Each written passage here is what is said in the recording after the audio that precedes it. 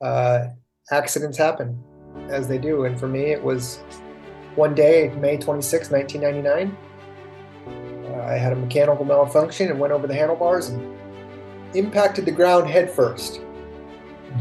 And instantaneously, Alan, just like flipping the light switch off on the wall, all connection, all communication to my body ceased. Where I am at physically, I've been able to regain so much return of function that I'm not waiting with bated breath for a procedure. I'm just helping to facilitate that procedure. That's why my memoir is called The Rebellious Recovery. Transform your adversity into adventure. I rebuilt my life slowly and tediously, one tiny flicker at a time. I would literally ride the bicycle into hospitals, into a patient's room and talk to them. Let me ask you a question. What is adversity? In preparing for this episode, I wanted to know a little bit more about adversity than just overcoming what appears to be insurmountable odds.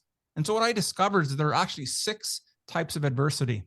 They're physical, mental, emotional, social, spiritual, and financial adversity. And based on this new information, I can't say that I've faced adversity where more than 1 or 2 of those actually came in play in my life. And in reality, not to the extent that looking back on it, that I could even call it adversity. Well, today my guest can stake claim to having overcome all 6 types of adversity after a life-changing event occurred. Now, before we're going to get into all that, I just want to remind you, if you're interested in raising your standards as a father, a husband, an entrepreneur, then I encourage you to participate in our Band of Brothers group mentorship program. We're a group of ordinary guys working towards living extraordinary lives. You can find all of this information at the Awakened Man Training Academy at members.theawakenedman.net. And with that, let's get on with today's episode.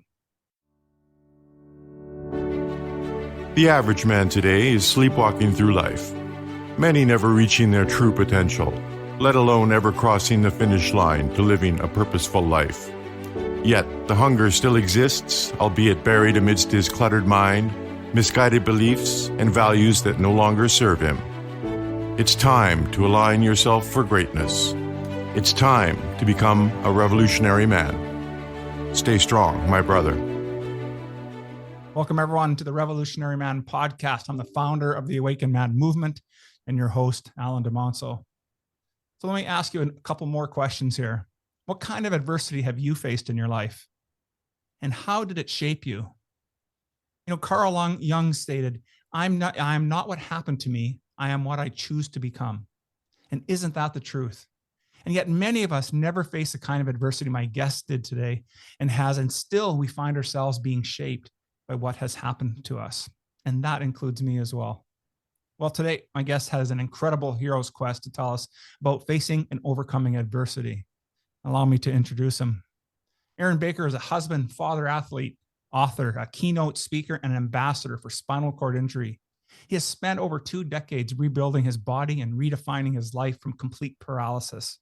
And through his adversity, he discovered a profound purpose and a deep passion for empowering others to live the highest version of themselves. Welcome to the show, Aaron. How are things, brother?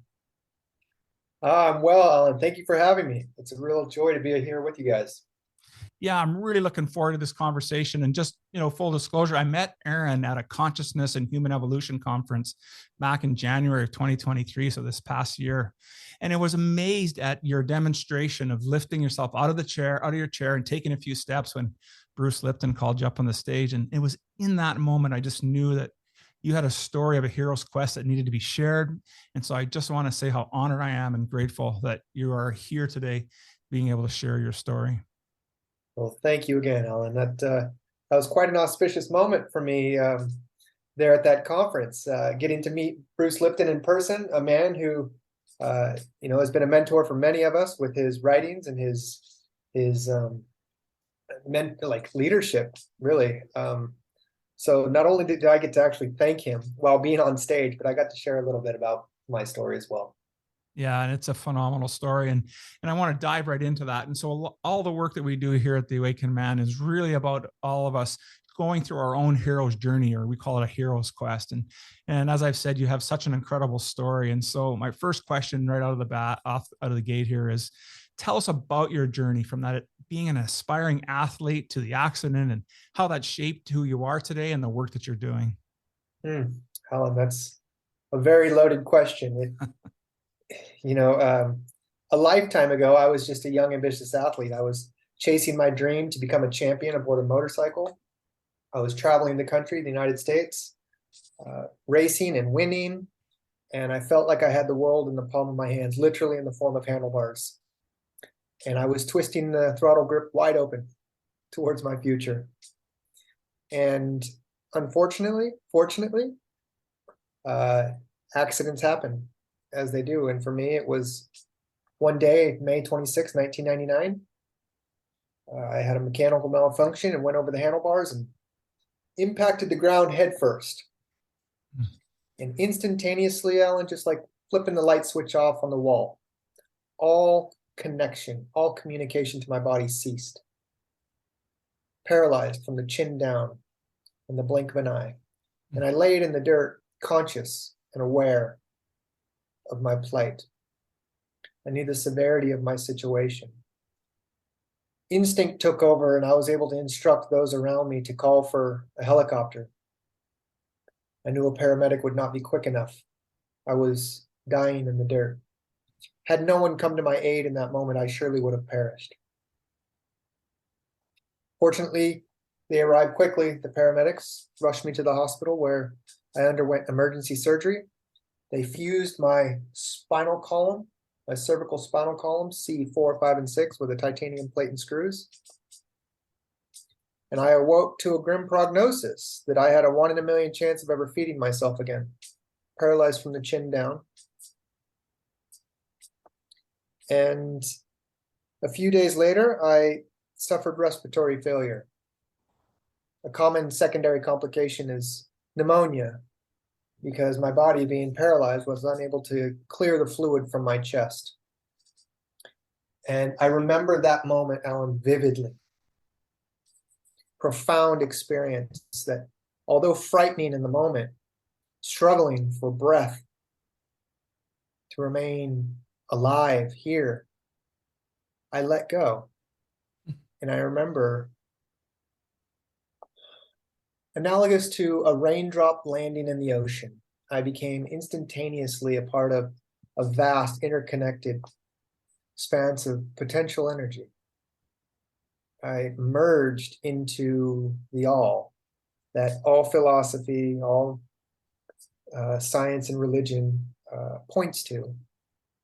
But we don't have the language to truly articulate what that is.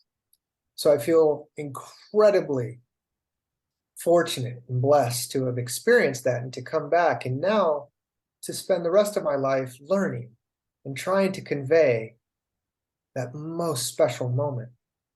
And when I opened my eyes for the second time, Ellen, in my life, I looked into the eyes of my mother, and I took another breath. And it was with such reverence that I have built my life slowly and tediously over the last 2 decades with that experience, that source of mindfulness. That is so powerful, my friend. That's just unbelievable. That whole experience, and you've pretty much walked us right through the 6 different types of adversity just in that opening intro. And I just want to say that, for those of us that feel that we've faced some adversity, I don't think we've really had can honestly say to ourselves that we've faced what you've had to face. And you talk about being able to really have that moment of connection with spirit, and how that really shifted. And I just want to spend a little bit more time on that and talk about how once that revelation came to you, how did that shift your mindset, and how did that start to propel you forward? That moment, Alan, as I said, reverence arose in me. What I realized were the 2 most important aspects of being alive, and that was to share my time and my love. All you can do with that is give it away. So I was able to make a very quick decision as to what I was going to do in my circumstance. Although prior to my injury, my biggest fear was suffering a career-ending injury. Mhm. Had I ever done so, I felt like I would want to die and I wouldn't want to live. But on the contrary, all I wanted to do was live. Something was activated inside me that was very powerful. Time and love, share it. All I had to do was work. Roll up my sleeves and work. Put some effort in, show up in life. That was how I was going to pay forward the love and support that was surrounding me, being gifted me. That's incredible. That is so incredible. And what I really liked about that, my takeaway from it is that the champion of Aaron, before the injury, still remained there, whole and intact, ready to take on life's new challenge, nice new arena for you. And you've been doing that for 2+ decades now. So really well done. Cheers. Thank you, Matt. So you've obviously you've been in this situation now. You've been working through things. What have you come to learn about where are we now today from the medical side of it with spinal cord research? It's been a long time since the last person that I can recall that suffered a spinal cord injury was Christopher Reeve. And so between that accident and then yours and where we are today, have we really progressed anywhere? And if we have, great. And if we haven't, what are some things that you're finding today that we really need to focus on? That's a great question.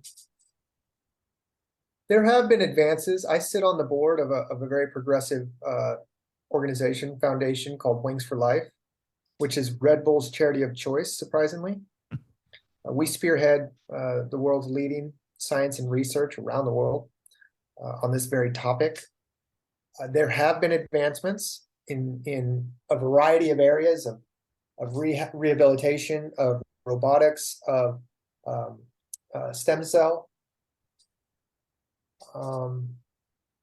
Is there an efficacious procedure at this point? In the lab, yes. With humans, not quite there. There have been claims of improvement in bowel and bladder function, in fine motor function, both in acute and chronic conditions. Chronic conditions like mine, meaning injuries that are post-injury 5 to 10 years, where the lesion has been enough time for swelling and scar tissue. Would I put myself on the table right now? No. I have a lot to lose. But if I were in another man's shoes where I had less function and I was more willing to be that guinea pig, so to speak, then I would. Do I see it in the near term? Yes. We are aggressively gaining momentum.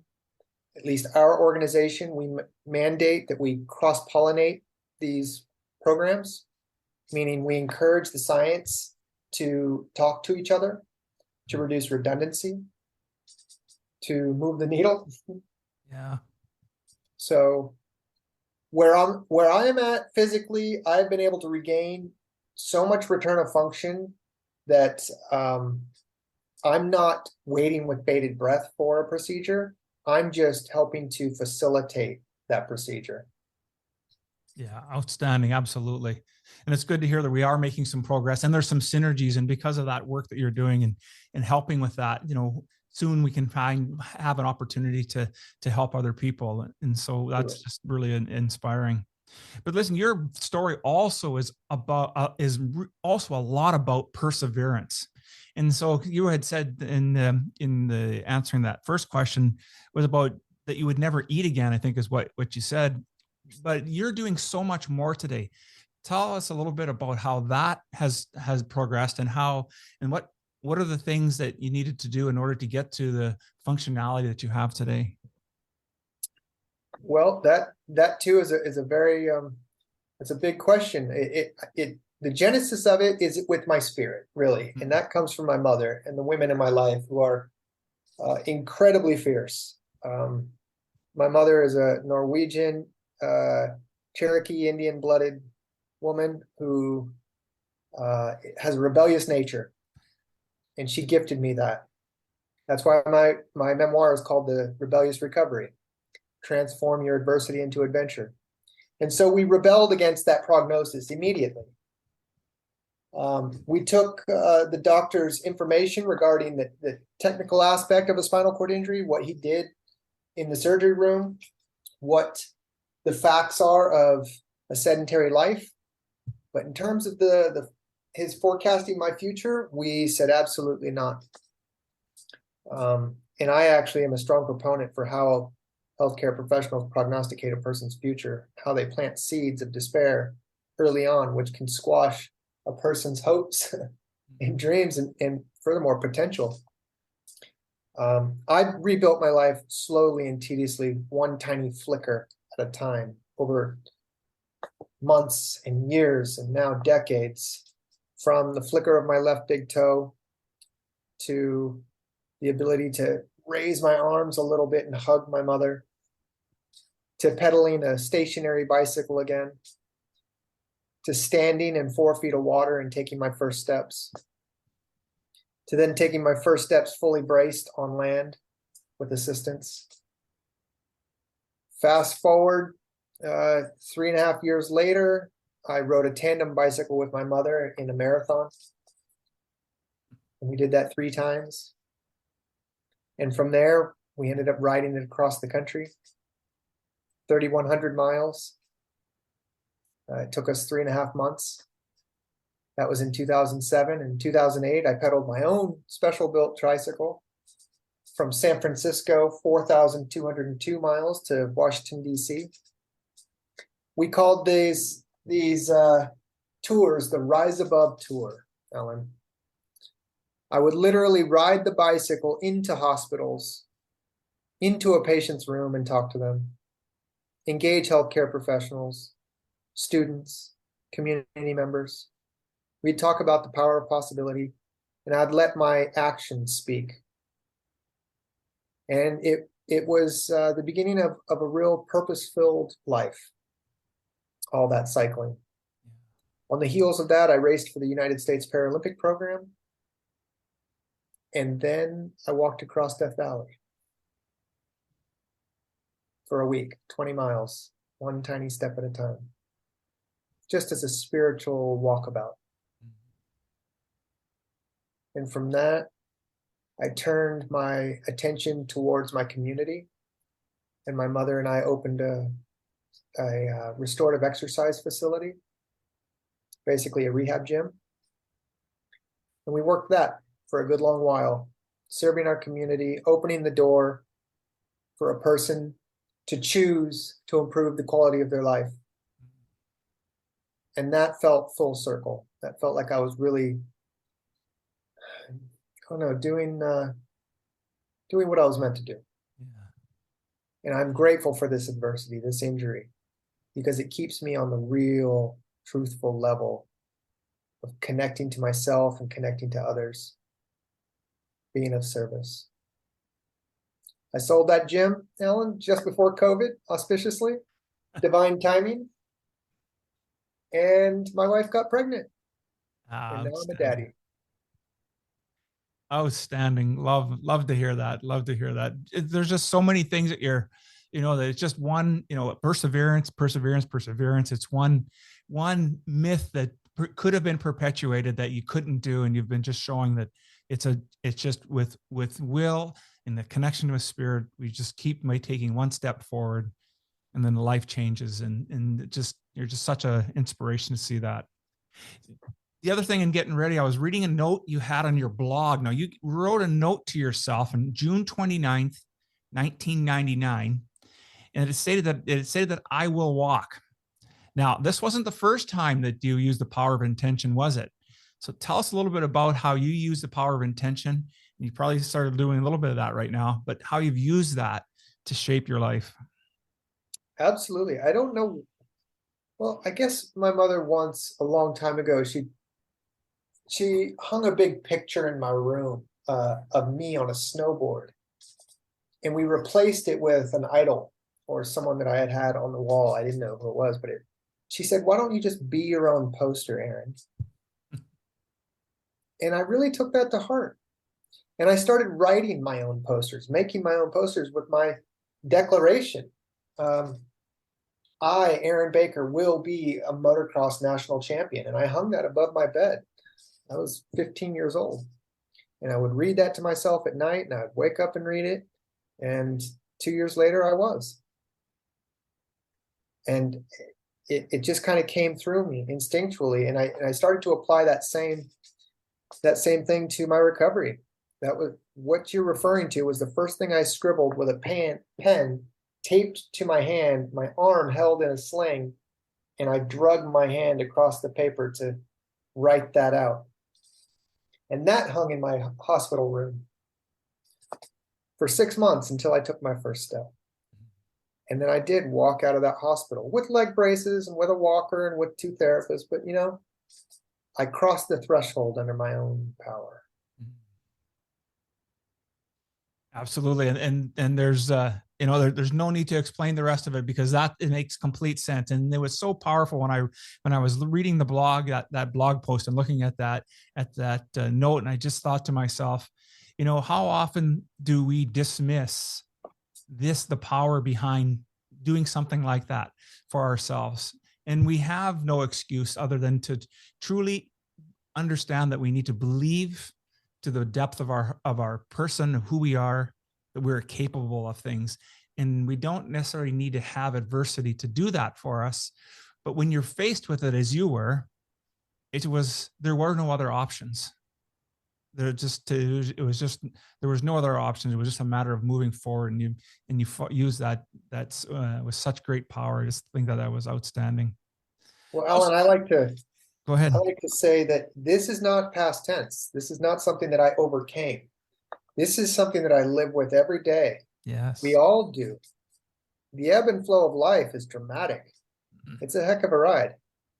And we have to be consciously, mindfully aware of the process that we're continuously in.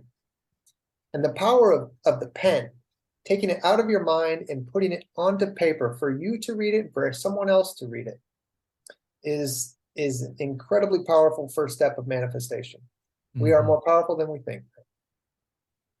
100%, completely agree. And thank you for pointing that out, that little part of, even with my language and having it be past tense, because it truly is about being in the present. So I really appreciate that. Thank you so much. Now, I also noticed that there's a Netflix documentary coming out soon called Coming to My Senses. And I love the subtitle, by the way, that's Hold the Vision, Do the Work, and Trust the Process. Tell me about how that documentary came to pass, and what did you learn from that experience? Sure. Well, the document is in existence. It lived on Netflix for a couple of years. It chronicles me in Death Valley, walking across the desert there, and touches on some of the work that I shared with you guys. It's now free. You can access it. Just Google Coming to My Senses and enjoy it. I hope that people derive some inspiration out of it, maybe some takeaways. But I'm glad that that documentary exists. I'm happy to share part of my process. Absolutely. It looks like an extremely powerful documentary. And thanks also for letting us know that you are a father. And so you had a life-changing experience, physically, but now you've also had the blessing of fatherhood. Tell us a little bit about how that's shaped your life today. Oh, Alan, for the longest time, I was terrified of the prospect of being a father, because I myself am just a big baby with huge needs physically. It takes a lot of resources, a lot of time, a lot of energy to be with me. I have a spinal cord injury. I can't do the physical things that the average husband would do. And so, I dreaded and questioned, what kind of father would I be if I brought a little person into the world? And honestly, that all vanished the moment she was placed in my arms. I sat in a wheelchair and it didn't matter. Her eyes, she looked at me. She doesn't care about the injury. something primal was activated inside me.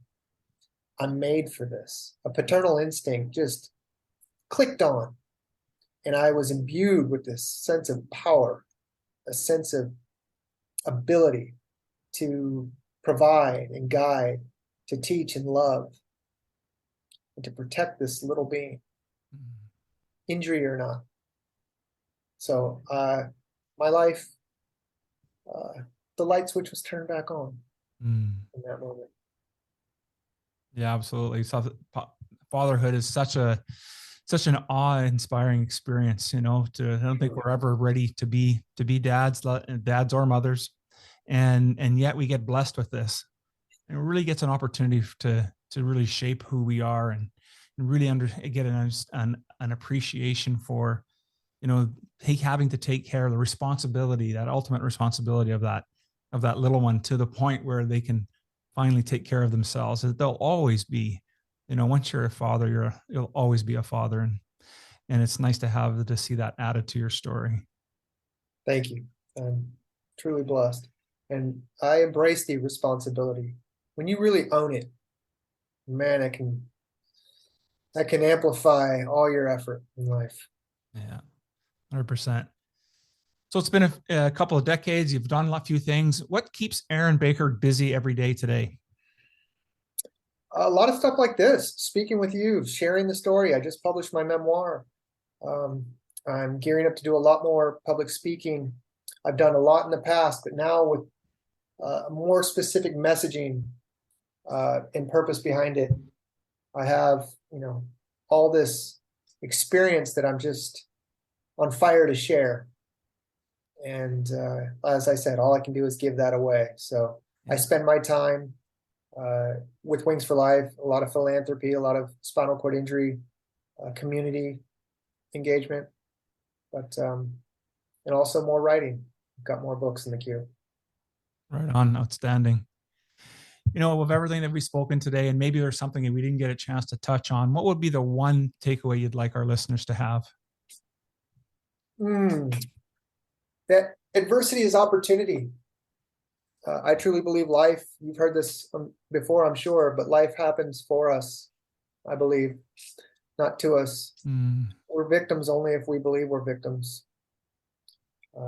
When faced with any challenge, if you can step aside and look at the opportunity that it's presenting for growth, for learning, for progress, I know in the moment that can be quite challenging. And so in the moment, all I can suggest is that you remain willing to change, willing to move forward. I think Churchill said it, when you're going through hell, just keep going. Right? I mean, keep going. Head down, eyes up. And on the other side of that adversity is something brilliant. It's beautiful. And you'll look back on that journey and be grateful of who it has made you. Absolutely. And that's so true. And thank you so much for that. And so I just want to say thanks again, Aaron, for spending time with me today. And you've been able to show us that there's no amount of adversity that we cannot face, deal with, and actually transform who we are as individuals. And so, and you're total proof of that. So I want to say thank you so much for it. If someone was interested in getting a hold of you, what would be the best way for them to do that? I'm really accessible. I'm all over social media. I'm Aaron Baker. I'm aaronbaker.com, therebelliousrecovery.com. I'm just one click away. So please reach out. I love connecting. Outstanding. I'm going to make sure all of that information's in the show notes, as well as a link to getting to that Netflix documentary that's now available out on the internet. I want to say one more time, just thank you so much, Aaron. I really enjoyed spending some time with you today, and you're truly an inspiration for all of us. It's my pleasure, Alan. Please, this is what I'm most proud of. Share the rebellious recovery. Absolutely. This is, I would love for the audience to read that. That's my heart and soul right there. 100%. We'll make sure that the link is in the show notes, and we'll encourage everyone to get out there and get that book. I appreciate it.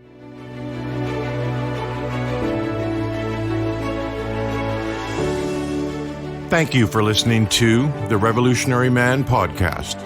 Are you ready to own your destiny? To become more the man you are destined to be? Join the brotherhood that is The Awakened Man at theawakenedman.net and start forging a new destiny today.